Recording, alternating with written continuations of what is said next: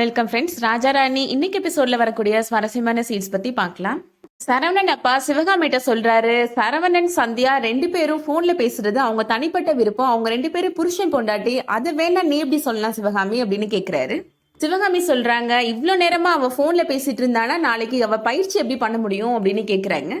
என்னை பொறுத்த வரைக்கும் சந்தியா இப்போதைக்கு போஸ்டிங் வாங்கி நம்ம தென்காசிக்கே வரணும், அது மட்டும்தான் எனக்கு தேவை அப்படின்னு சொல்றாங்க.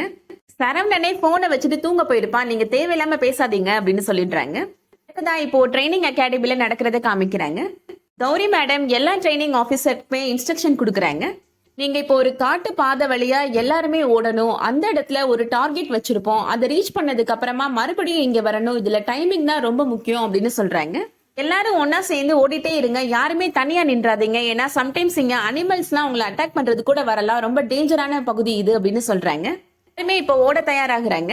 அப்துல் தான் ஃபர்ஸ்ட் ஆளா ஓடிட்டு இருக்கிறாரு, சந்தியா அதுக்கப்புறமா வந்துட்டு இருக்கிறாங்க. அப்துல் சந்தியா ரெண்டு பேருமே டார்கெட்டை ரீச் பண்ணிட்டு மறுபடியும் ரிட்டர்ன் வந்துட்டு இருக்காங்க. பரவலில இன்னொரு கேண்டிடேட் தடுமாறி கீழே விழுந்துடுறாங்க, அதனால அவங்களோட கால்ல அடிபட்டுருது. அவங்களுக்கு யாருமே ஹெல்ப் பண்ணாம அவங்க ஃபர்ஸ்டா போகணும் அப்படின்றதுக்காக எல்லா கேண்டிடேட்டுமே ஓடிட்டே இருக்கிறாங்க. ஆனா சந்தியா மட்டும் அவங்களுக்கு ஹெல்ப் பண்றாங்க. எந்திரிச்சு நடக்க ட்ரை பண்ணுங்க அப்படின்னு சொல்றாங்க. முடியல மேடம் அப்படின்னு அந்த கேண்டிடேட் சொல்லிட்டு இருக்காங்க. டைமிங்குள்ள நீங்க டார்கெட்டை முடிக்கணும் மேடம், நீங்க போயிருங்க அப்படின்னு அந்த பவித்ரா சொல்லிட்டே இருக்கிறாங்க. ஆனா சந்தியா சொல்றாங்க, இந்த சூழ்நிலையில ஏதாவது ஒரு விலங்கு உங்களை அட்டாக் பண்ண வந்தா கூட உங்களால எழுந்து கூட ஓட முடியாது அப்படின்னு சொல்றாங்க.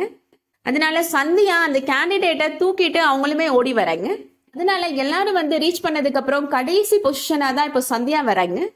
அதை பார்த்த உடனே கௌரி மேடம் ரொம்ப கோபப்படுறாங்க. இங்க நீங்க வந்திருக்கிறது ட்ரைனிங்காக சர்வீஸ்க்காக கிடையாது அப்படின்னு சொல்றாங்க. லேட்டா வந்த காரணத்தை இப்ப சந்தியா சொல்றாங்க. கௌரி மேடம் சொல்றாங்க, இந்த போட்டியில நீங்க கடைசியா வந்ததுக்கான காரணமா தான் இதை என்னால எடுத்துக்க முடியும் அப்படின்னு சொல்லிடுறாங்க.